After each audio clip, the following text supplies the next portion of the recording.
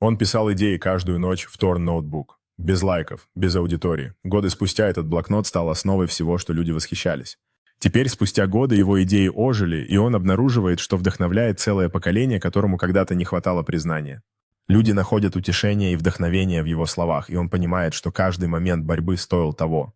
С каждым новым восхищением он осознает, что когда-то его мечты казались недостижимыми, но теперь они стали реальностью. Теперь он делится своей историей, вдохновляя других следовать своим мечтам, независимо от того, как трудным может быть путь. На этом событии он осознает, что каждая страница в его древнем блокноте была шагом к его мечте, и теперь его слово имеет значение. Каждое письмо напоминает ему, что даже один голос, когда-то оставленный без внимания, может изменить жизни, если его услышат. На этом семинаре он передает свои знания, вдохновляя новое поколение авторов следовать своим мечтам и верить в свою уникальность. Возвращение домой наполняет его чувством тепла и благодарности, напоминая о том, как далеко он пришел с помощью своих идей. Он видит, как его история продолжает вдохновлять других, создавая цепочку мечтателей, которые верят в силу своих слов.